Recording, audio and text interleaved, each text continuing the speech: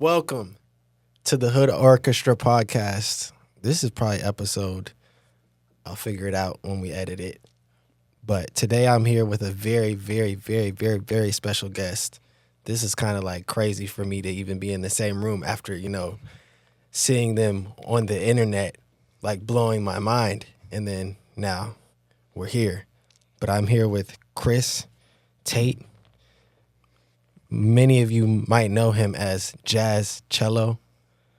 That's when I think of jazz and cello, this is who I think of. But I'm here with Chris Tate, everybody. Oh man. Welcome. Thank you so much for having me. That's that's hard to live up to, this introduction, but yeah, thank you. I'm really honored.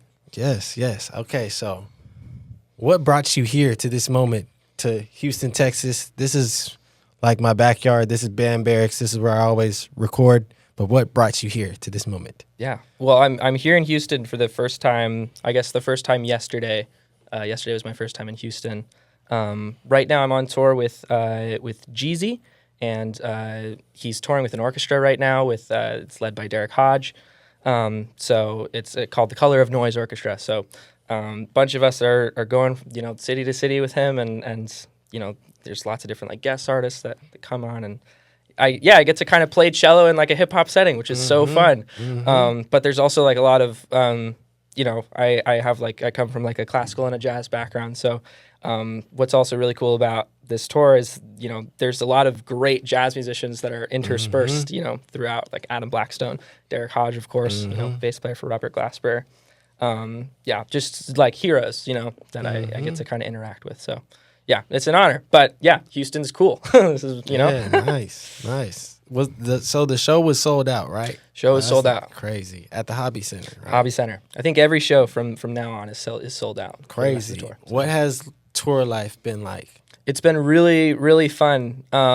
This is the first tour I've done on a scale like this. And I've been really impressed with just like the overall kind of professionalism and the kind of smooth clockwork that keeps everything going, the accommodations and the like, just the communication management and everything. It seems to just be really high level. And Jeezy really cares about this project and cares about the musicians. So yeah, it's just cool to see the way he interacts with everyone, and everyone's just so nice to each other. It's so great. Good. That's all you can ask for, honestly. Let's see, what shall I dive into? Let me pull up something. Okay, so I was scrolling. I was scrolling on Instagram on your video, and I saw you mentioned you're probably teaching a lesson or something, and you were saying like you have to sing before you play it, and you were mentioning the importance of singing that. Basically, if you sing a line in your head, and then you like practice that line and lines like that you can sing, then you could like really get better. Can you like expand on that for the people? 100%. Yeah. I love that you asked that question, because I think it also, I'll kind of like go back to my upbringing really quick and, just kind of compare it, to the way that I was trained. I came from a classical background, and I started cello when I was 3. And, the way you learn classical music at a young age, I would describe it as like learning how to be a cellist first and a musician second. So, all that, was the concern at the time was just simply technique. And it, for a good reason, because it's hard to enjoy the instrument you're listening to unless you can play in tune or in time or, actually that is a big part of what makes it so fun, at the beginning, especially as a beginner. You just want to like sound good. So I did a lot of that. And, by the time I had started like, diving into like concertos and the harder kind of more virtuosic classical pieces, it started to feel a little bit like a game. Like it wasn't so much, it wasn't the same as I guess the place where I would say I am now. The feelings that I was feeling as I was practicing these pieces. Like at that time in my life, I was like, I would just be stuck, as many of us are on one spot, for like, these 2 measures, whatever, this one shift or this one run or these octaves or whatever. Like you're just stuck on that and you're practicing that for hours. It feels like you're getting nowhere. And no matter how much you practice, you still might mess it up in the performance. And that is honestly very fun, though. I will say, like, it's a different kind of world. And at the same time as working on all of these, like, really virtuosic classical pieces and getting my butt kicked, I was also kind of, like, slowly working my way into my like high school jazz community as a bassist. And so I was just kind of discovering a new world and a new way of thinking about music that hadn't really been exposed to me in the same way in classical music. I would say all of the same concepts are there, and they extend beyond classical and jazz. They're really in all types of music, but it's just the orders in which things are presented and the organization, is always different. So in the jazz world, it's like the same.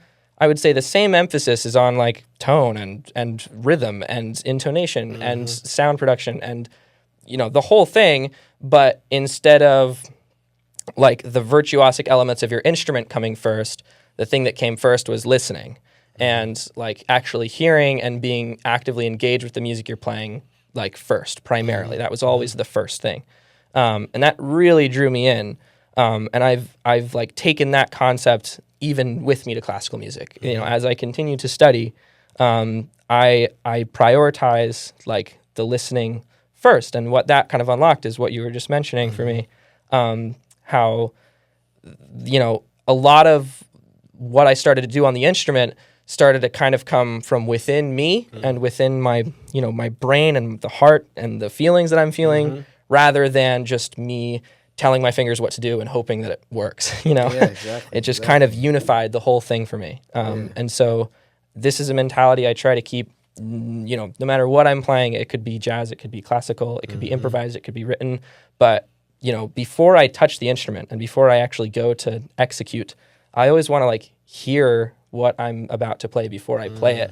I need to have a concept in my brain, and the cello is just my kind of like lens to amplify that. It in theory should make it better, and it shouldn't be this thing that we're trying to constantly fight in order to make things happen. It should be, this is our way to express ourselves. This is the voice we've chosen for ourselves, and all of the practice we do on it to be in tune and to have good time and all those other things, that is a labor of love, because it connects us to our inner voices. So that's why I, like, that's a practice, is to sing something before you play it. But I also think it highlights that connection between just like mind, heart, body, instrument, music, life, everything. It just kind of, it's one of those things that is just a ritual for me. Yeah. Yeah. Interesting. That's kind of interesting because I was taught by the Suzuki method, like just playing by ear before I even started learning notes. We didn't get sheet music till like 5th grade. So I've always been able to like kind of hear more than see, if that makes sense. So I was a Suzuki kid too, and I like totally agree. I also think that was planting seeds from a young age, but it's Yep, I never got into region or all state, but it's like I always wanted to be with the jazz program and jazz kids, and just like even just trying to get out there and improvise. 100%. Yeah. Okay, another question I have. It says, where are you headed, and where do you want to be headed? So we're talking like a broader context here. Yeah. Because Like I fly to visions. Washington, D.C. in 2 hours. Okay, wow. But no, where am I headed? Well, I'm in school right now. I just finished up my 2nd year at Berklee College of Music. Nice. And I am on track right now to graduate early, so I'll finish in my 3rd year. Nice. I have plans for after graduation. I really want to move to New York and like make stuff happen. Yeah. I've already been just trying to plant as many seeds there as I can so that I have kind of momentum going into it. But at the end of the day, I really just, I could play cello all day, every day. Like, and I'm still there. And like, I don't see myself getting burned out from the cello aspect of what I do. The other things maybe, like the business side and the social media side and like everything else, but all in moderation. It's a balance.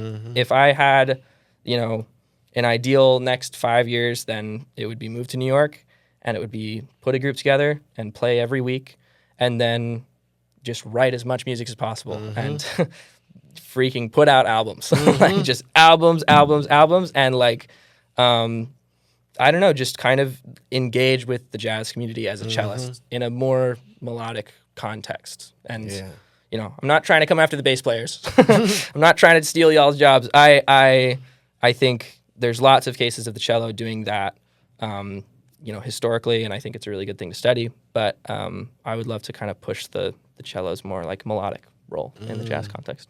Beautiful, beautiful. Wow. Okay, well, this is kind of similar to that. This is talking about where you've come from. What is your hood? What is your neighborhood? What if that's multiple places, what are they and how have they shaped your musical style? That's a great question, yeah. Well, like you, I was a Suzuki kid. You know, I started studying the Suzuki method, you know, when I started, and that started in New York, actually. We lived in, my family, you know, we lived in New York. I'm the oldest. And I went to, you know, I studied with a teacher there for a little bit, and then we moved to the Washington, D.C. area, where I studied with like a Suzuki teacher there. And I really enjoyed the community that my private teacher brought to our studio. She was very much like world class and was amazing and like, you know, knew her stuff really well. But at the same time, it didn't feel like that like intense, like, you know, Russian school or like Whiplash style, you know, like it was actually, I would say, a very loving environment. And a lot of the kids that were in my studio, we all got along pretty well. And, you know, there are always going to be elements of some competition, but, you know, compared to other kids that I've talked to about their experiences, it seems like I had a pretty good one, you know, in terms of like the interaction. And we had group classes and we had, you know, recitals, and it was just really, really fun. And the other thing I really like is that, like, I had, even when I was, like, really young and I just had no idea what I was doing, my teacher was really encouraging of kind of my, like, want to improvise and my want to go off script. You know, I did that. I've done that basically as long as I can remember.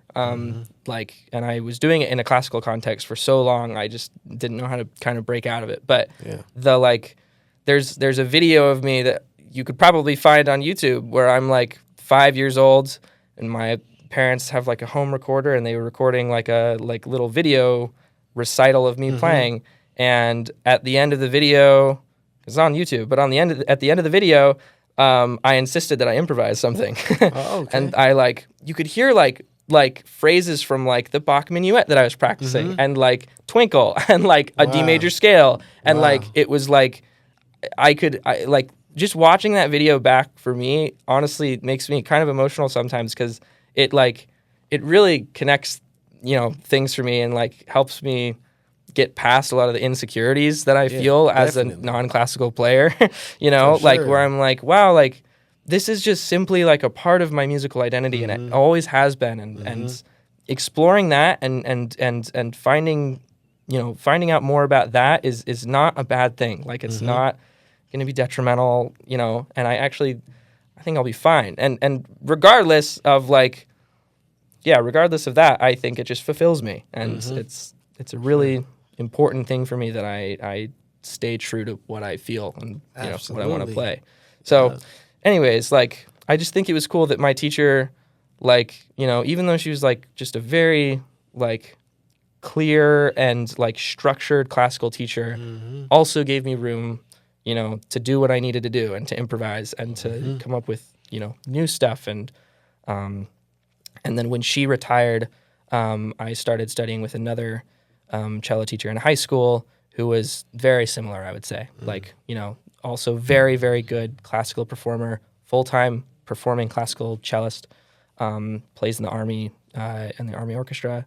And he, you know, I would go over to his house every week and he would like, you know, play like a record or he'd like play the beginning of a record. And he like put me on to like, you know, he put me onto music actually because I didn't listen to music for fun until like high school, you know? And so he like introduced me to like the idea that like music could be like a fun thing, because in middle school I was kind of stuck in classical hell and I was like, this is all that exists and I'm getting really sick of it, and I had to have a change at some point there. But that teacher, his name's Ben. Hi, Ben.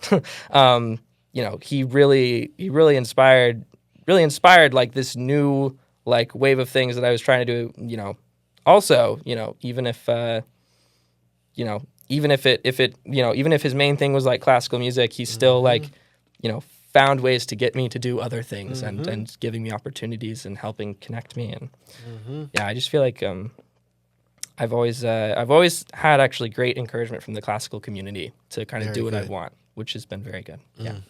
Me as well. Yeah. I feel like it comes down to the teachers. If the teachers just want to be rigid and be like, no, you have to do this because they've been doing it for years, then it's like we don't get to flourish. Totally. And it's like there's like maybe 4, I don't know if you've heard of Jamie Perry, Dominique Hammonds,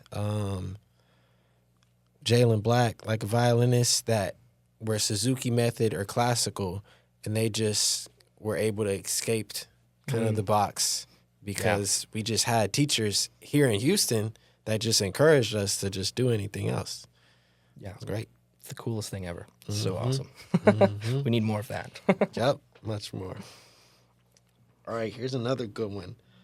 What are 3 lessons, it can be a simple lesson or a complex lesson, that you would teach the youth that would set them up to succeed? Are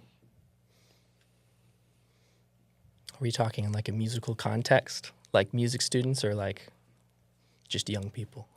Because I'm young people. I am the youth. Both. Both. Well, It could be either. Yeah.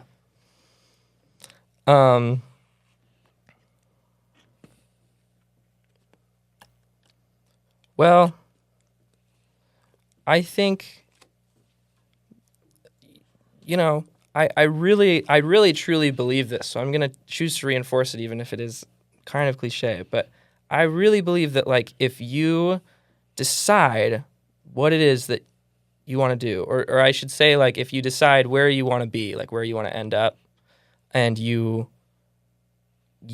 make that your primary focus, and just every day you make little steps, like, you will get there, and it won't feel like it day by day, but like, you just make it a habit and you find ways to motivate yourself, just in the moment.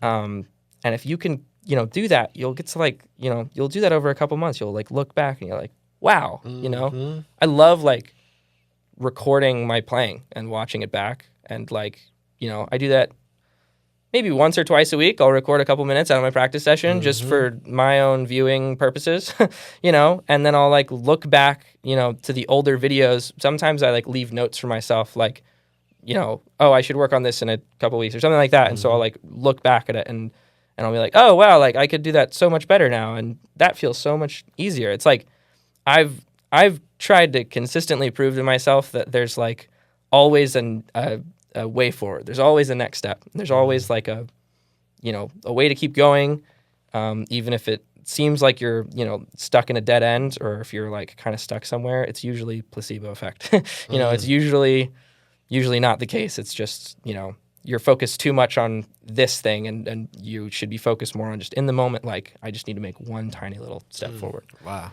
I gotta say that's like my number one thing. And if I had to give 2 others, I would say, it's something I'm trying to do more, and I definitely am a hypocrite. But I would say, as much as you're able to, just prioritize like personal health and just try to get good sleep, and like try to, generally eat healthy. You'll have more energy. You'll feel better. It will help your confidence. It'll help your self-esteem. It will help everything. And I think it also comes back to rituals. Like, I really, I have like debilitating ADHD and anxiety and like lots of other things. And the things that keep me grounded are the rituals, the like things that I can do every day that don't change for the most part. I'm going to turn off my phone. I'm so sorry. The things that I can do every single day are the things that keep me grounded, you know? Yep. And I've also fallen into the trap of trying to have too many things that I do in one day. So I think it's also important to consolidate. Yep. And then work things in a little bit at a time. You can't change your whole life overnight. You've got to just make little steps, Yep. you know. But in a musical context, I've come up with a practice routine for myself where I have like a warm up that takes 10 minutes, and I do it every single day, no matter what. And it involves stretching and playing open strings, and then a shifting exercise, and then a scale. And I do that every single day. And no matter if it's like, if it's a bad day or a good day, for the instrument or whatever, I always feel more grounded knowing that I, have done that. And in like a life context, it is as simple for me as getting dressed and brushing my teeth in the morning. It's like, because there are those days where you wake up really late and you're like, just like, I don't want to like do anything. The second I get dressed and the second I brush my teeth is the second I feel activated. I was like, all right, the day starts now, and now we go. And so anyways, second thing would be to have a ritual and to prioritize. I guess that's three things. Never mind. Health, and then the third thing is a ritual. So, yeah. Anyways, move forward, prioritize health, have a daily practice. That's wonderful. Keys to success. How much time has been allotted? 22 on the recording. What time is it? It is 2:32. Okay, wonderful, beautiful pacing.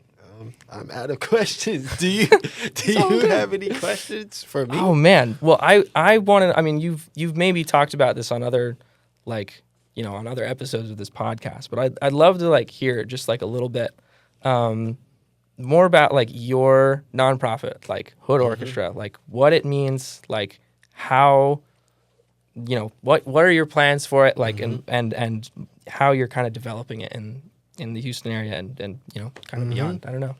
I really haven't talked about it that much, so I appreciate you asking. Cool. Hood Orchestra, it really started out as me going back to high school, to my high school, HSPVA. You got to go there one day. It's like 5 stories in downtown Houston of just all creativity. Like it's our arts high school. That's so cool. No sports though, unfortunately. One floor has like dance, one floor has music, another floor has like theater. So I went back and I just had contacted my orchestra director. I said, can I come back and like talk to the kids? And so I went back and I was telling them, and this is when I was like started touring with La Russell, like with hip hop. So I was just like playing violin over beats and stuff back then. And I came back, I gave like a master class, which wasn't a master class back then. It was just me like, y'all trying to play to this hip hop beat. And it's like they just played along. And I posted a clip maybe like 3 months later, not even really thinking about it. And then it like blew up. It had like 7 million views and everyone was like, wow, he's a teacher. He's a this. And I'm like, that was my passion and like purpose in life was to teach. I went to University of Oklahoma for 2 years. I was music ed for 2 years. And then I switched to performance because they let us student teach. And I went and I student taught. And each week I would come in there and we were doing, Queen of Sheba. Yeah. Yeah. We were doing that. And I was conducting that. And I was like, is this what my life right out of college is going to be if I choose this career and this? And that's like the entry level. They're like, yeah, you get a job and you get the benefits. But it's like, you're just teaching. Yeah.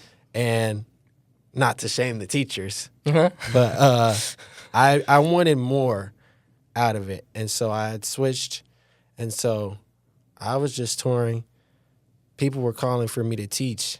And then it's like I started teaching at a couple other schools. And then it's like I got demands from different cities for me to come teach. And then I realized, okay, I just need to create a platform. I don't necessarily want to build an orchestra or any of that, but I just want to create a platform that kind of gives string players that might not know that there's like opportunities, just like a spotlight kind of to highlight those areas. We have a community music center of Houston. It's like an all-black chamber orchestra here in the neighborhood I grew up in, Third Ward, but they don't really have funding to actually make a building. They've been like rehearsing out of churches and stuff like since 19 something, but it's like their concerts are kind of all classical, strictly classical. What we do is kind of like come in with the cameras, kind of be like, look, here is classical but on a beat. Instead, that's more popular music, and kind of try to get them. We play a lot of my arrangements with them too, and we just kind of have built that up. I guess plan-wise, we're doing a tour. We have an event tomorrow. That's like a back-to-school event we sick. throw. I'll be performing. My mom's going to be on a panel with some people. Awesome. Yeah, and then we have 2 back-to-back shows in Austin with Nicole. You've probably seen her. She's flautist. Okay. Yep. Cool. Then we have a big one here in Houston in December. I still want to do Washington, D.C., probably New York. But basically either doing like jam sessions and master classes. Yeah. Because like I'd rather not perform. I'm not trying to be a virtuoso, like travel the world, me. Like Sure. I really want the students to be able to perform non-classical before they decide what they want to do for the rest of their life. So yeah. That's super cool. Mm-hmm. That's super cool. And it kind of like expanding on that, would you say like what you're doing, well, let me step back for a second. I like what I love about this and what I love about like just people in general who are like kind of, you know, trying to bring more visibility to the like kind of bowed string instruments and other, you know, things is like, I think there's like kind of this like symbiotic relationship where it like, you know, you might be promoting this like non-classical thing, you know, and you're also like, it's on a violin, which is like a very classical instrument, you know, it's like one of the classical instruments, you know, you're like showing this thing. Other instruments have seemed to like, you know, take a step out into like the, you know, modern mainstream popular culture, trumpet and you know, like guitar and, you know, They've like, been, you know, bass. There's lots of instruments that have kind of stepped out, but it has felt like, you know, like historically, you know, these bowed string instruments, violin, viola, cello, have always kind of been like still in the classical, like, you know, sphere, you know, and lots of us grow up in that, you know, not, you know, really separated from that. And so what I really appreciate about this is like, not only are you like, you know, helping these people who are like in this like bubble, like just see that there's a whole world, like it's not just this, you know, it like also I think benefits classical music because it brings classical music like into the broader music community. You know, it makes it like, you know, something that can like hold up with everything else because I feel like too often it's separated. Like it's like there's classical music and then there's like hip hop, rock, and jazz and you know, and like all the folk and like there's everything else, you know, but it should be, you know, part of everything. You know, it's all music, you know, and like just because the like way in which it's created is just there's just different steps taken. Like it's the same thing with hip hop, like sample culture, you know, has become such a fundamental part of the genre. And that's a new way of making music that didn't exist at the time. Whereas like classical music is just written on a page and then that page is transferred to, and then, you know, folk music is taught by ear and, you know, it's usually taught through like apprenticeship and mentoring of like a, you know, player, like, you know, teaching a bunch of tunes like by ear to someone and like, you know, the way in which music has been transferred has always been different. You know, it's, you know, it's just like, this is why it's a universal language. This is why we can always communicate it. But I think just like bringing string instruments into like more visibility in kind of the broader music, you know, community and the broader music world is just, it helps everyone. Like there is no, you know, and to any classical musician that, you know, is against that or is opposed to that, then I think you're closed-minded. I don't think you're think you're realizing how much this also would help, you know, just to see that it's all one big thing. We're all it's crazy. The other day we were at the Panera Bread, and the lady, she saw my shirt, Hood Orchestra. She said, "What is Hood? What is orchestra?"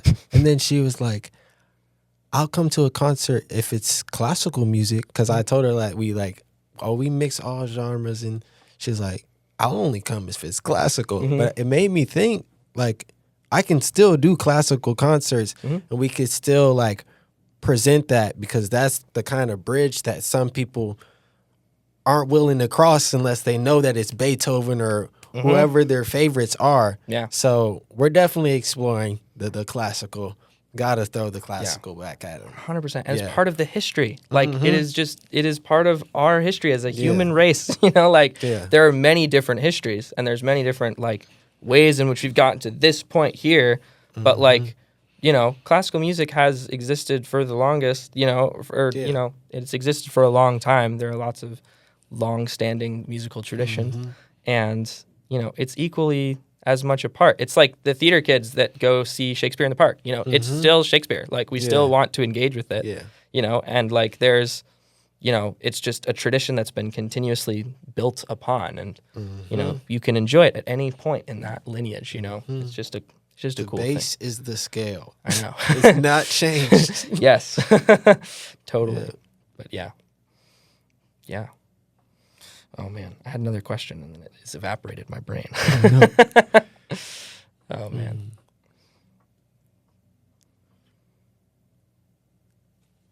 How much time is left? 10 minutes. One last question. Wrap up question. I have a question for you. So my question is, you for a while were focused on performance, right? And you're also like, I would say, am I correct in assuming, or maybe just correct me, but like, you know, you're bringing the violin, like, you know, more into hip hop, your violin style, right? And exploring that genre as your like tradition, as your background.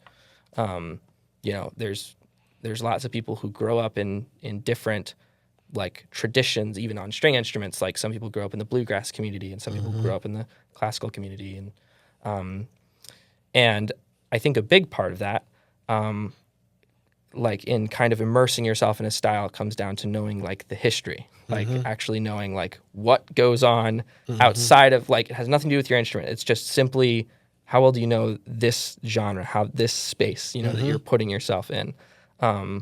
Something I've tried to take as much into consideration as a jazz musician, but I would love to know your approach as a hip hop violinist. Like what have you kind of done? What does your study look like? Does it feel like study, you know, or like how did you kind of like, how have you come to this point, you know, as a player? Like, you know. Honestly, I was just telling Gabrielle in the car, it's like my job is really getting thrown into a rap show or rap, hip hop, whatever La Russell shows have evolved into. I get thrown into it at random moments, and I have to play something that makes the crowd kind of move or something. Yeah. So, and it's usually, for me, I've realized it's like less is more. Like the more I think about what I'm playing, the worse it goes. So I guess doing doing that a lot.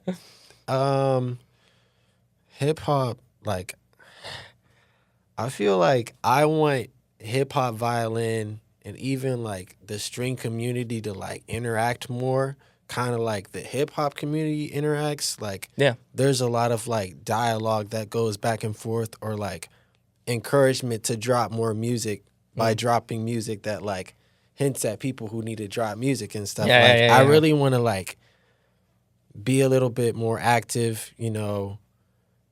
I love the emergence of like different orchestras, like different hip hop orchestras and stuff. I worked with the Renaissance Orchestra back in Atlanta, and it's like I love how all of these groups, like Color of Noise, Derek Hodge, like I was texting him, I was like, let me know. Like, I love that type of thing forming. So for me, it's like hip hop is literally the most simple genre chord wise. It's like mainly just two chords. So I haven't really like gone in depth to like movement of chords besides just soloing over beats.